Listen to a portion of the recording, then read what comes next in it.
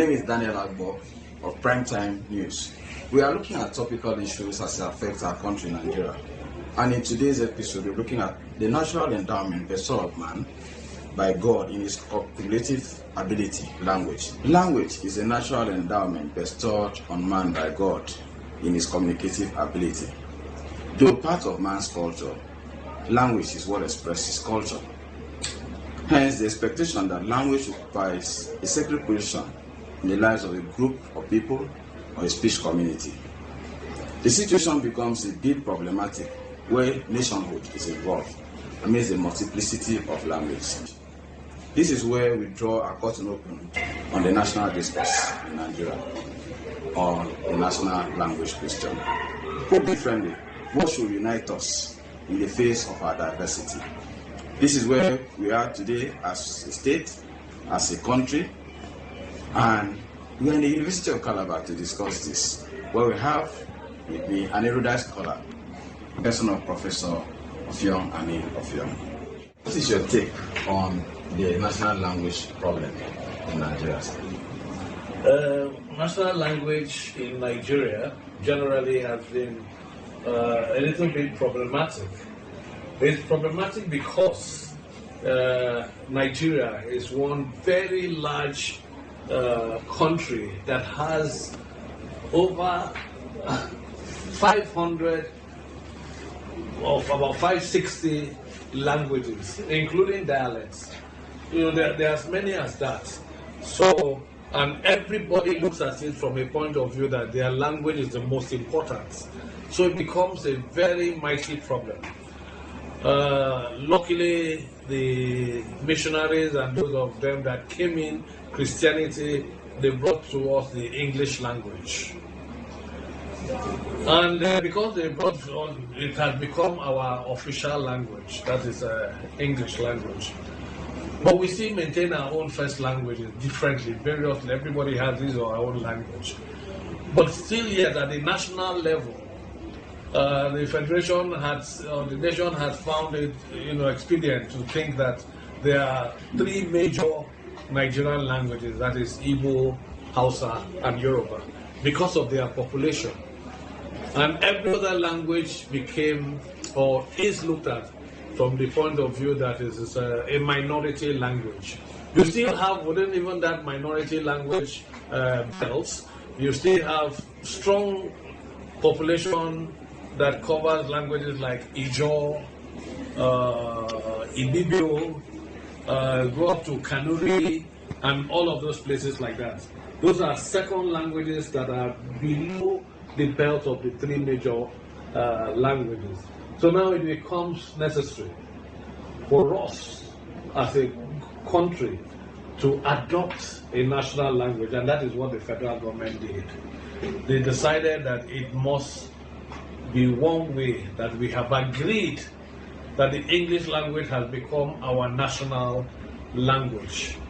Now, beyond that, the three major languages, which I've mentioned already, in some climes, when I mean some climes, in those states that they use it, they see it as a second national language, which is used officially in places of work, even in the state assemblies, where you have Yoruba, Igbo, and Hausa.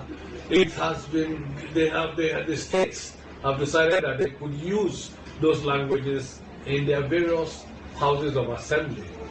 So that is one reason. So that's why I started by saying that it is complicated. But the policy of the federal government says that our language is English language, the official language.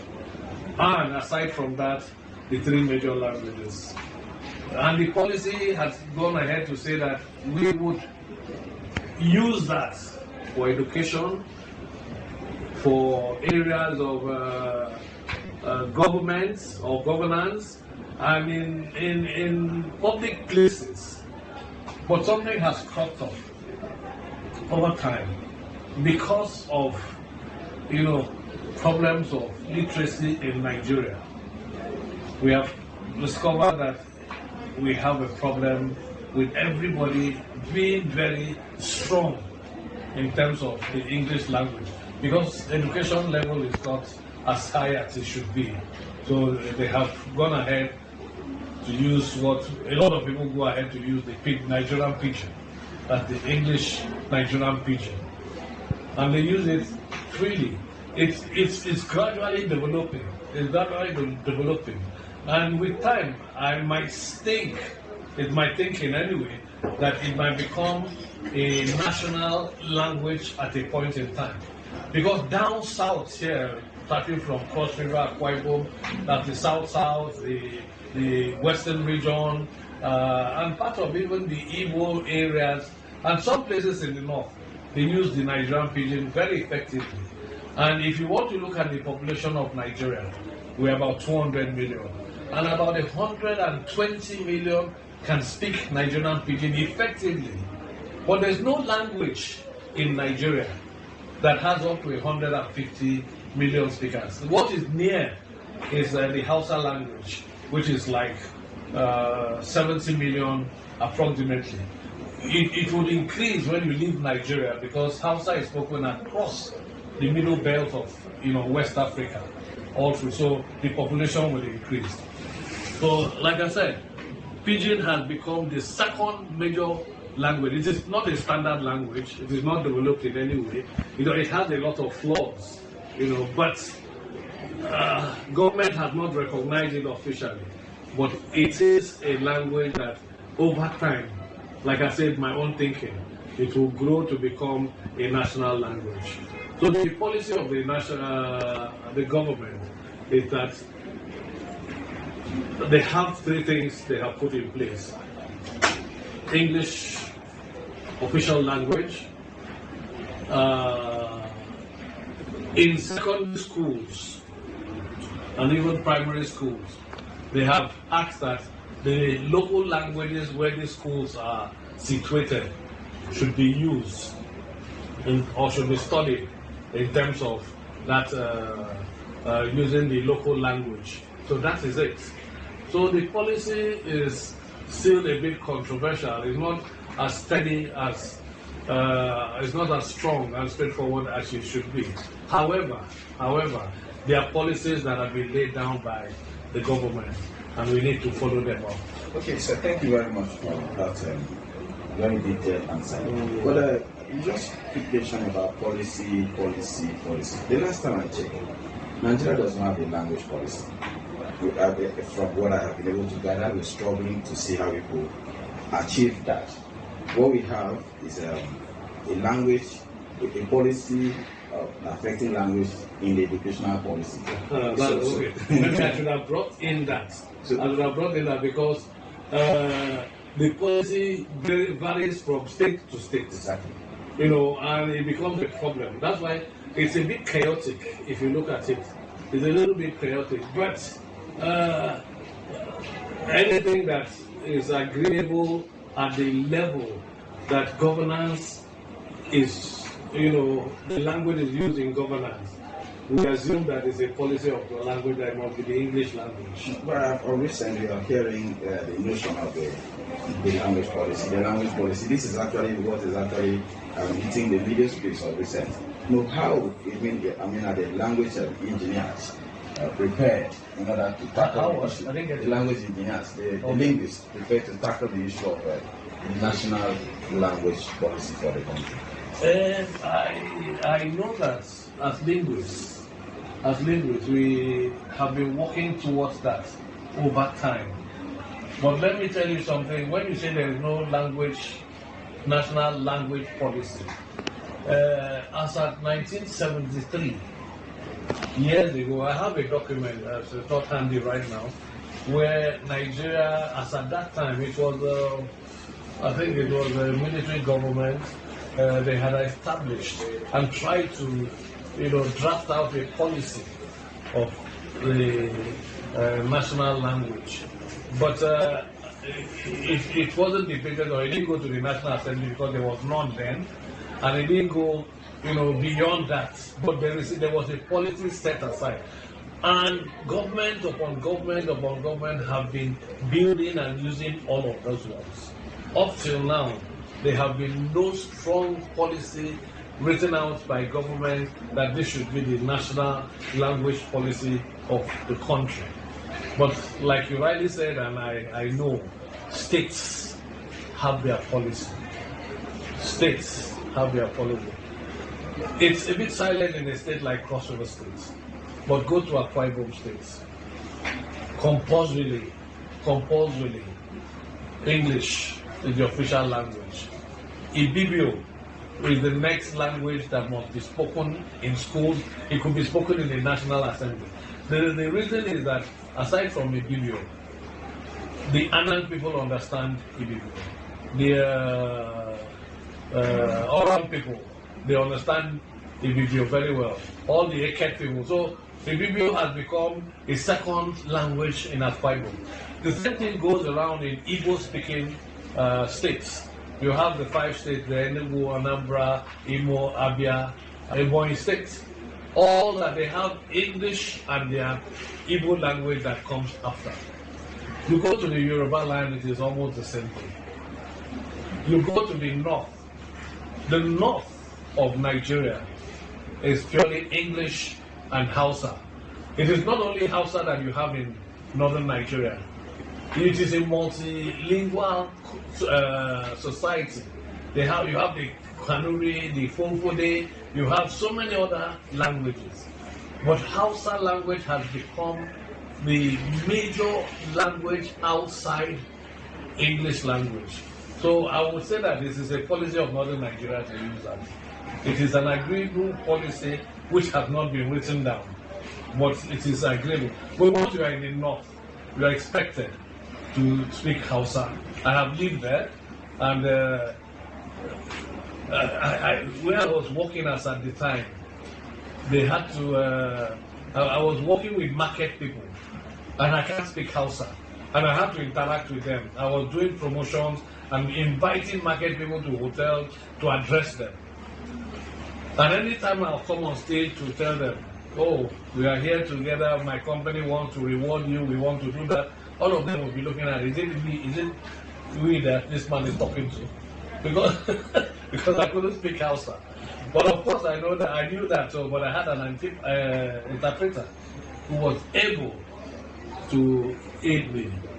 So I believe that the policy makers of our country should sit down and think, use a lot of linguists, like you rightly use the word language engineers, use a lot of these engineers to see how they can work on having a policy that is agreeable to every language. The problem with language is that everybody believes his language or our language is the best. You cannot force me to believe that Hausa language is the next best language after English, or Yoruba, or Igbo.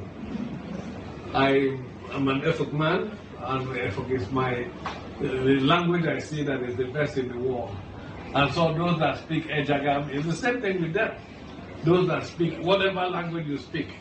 So it's a geographical thing. Those that will have to engineer and make this language work well, would have to look at geographical and cultural, indices that would indicate, that will help. So it's a problem. Okay, sir. Let me just put this question into one. Already about 3 of them. Now, you rightly mentioned about Pidgin English, which you feel in the next future will become the national language, probably lingua franca, let me put it that way. Now, if you look at English, Pidgin English, for instance, the Nigerian Pidgin English, let me classify it as categorized. How would it be able to accommodate the diverse sociocultural norms? That's number one. If eventually to as a lingua franca. And now, there's also the problem of literacy being hazardously introduced into Nigeria. I feel obliged to mention this, where someone stated clearly that when the missionary brought English language, they were able to translate English language I mean, they able to translate the Bible into various languages, but they're not able, or they did not consider translating some of the scientific books into the various languages to make the African, exposed to those technical know-how, those scientific knowledge. So how will you be able to, juxtapose all this amidst the struggle of the national language question? That's why I tell you that. You see, Nigeria is one country. I know there are some other countries like Nigeria. India, India, China would have said have a lot of population, but they have a majority language of what do they call their language? Mandarin or something like that. Yeah, they have that language. But here in Nigeria, 560 languages, which would be the best. Like I told you, after, like I've said before, after really studying the pidgin, Nigerian pidgin is the next spoken acceptable language across this country. It's the next. It is not standardized, but it doesn't even, end in the Nigerian borders. It's extended across West Africa as a whole. That's the pidgin. And in some places it has become what we call the Creole. If you go to Warri, Sapele, that area, the pidgin has become their major language. Everybody there, old, young, at whatever age, they speak pidgin. And it has become a Creole for them because they even are educated in that area. But there's still a problem because it has not been as developed as it needs to be. You rightly said, when the missionaries came, they did well by, first of all, giving us an orthography for those languages that they came in contact with. For instance, Efik language was one of the first that was written down almost in Nigeria. And let's say Cross River State that is out of that. In the entire Cross River State, Efik was the only language that had orthography. For a long time. That's why if you, in the early 60s, early 70s, across the state, Efik was still being used in churches, even in schools. I have a friend whose father was from Ikom. He had never lived in Calabar, but he could speak Efik very well because of, contact. The language had gone ahead. But now coming to your question of, in terms of standardization of the Nigerian pidgin, I would say that looking at that appropriately, if you look at the Nigerian pidgin, in as much as it is not standardized, but it draws from various languages, that's local languages around. If you check the vocabulary of the Nigerian pidgin, there are so many Nigerian words, that is, words that are not pidgin, which are not English, that have been drawn from either the Warri language or Sapele language, the Igbo language, the Hausa language. There are so many words that they have borrowed and are called shorais, to ensure that it flows and it allows people, love or speak the language.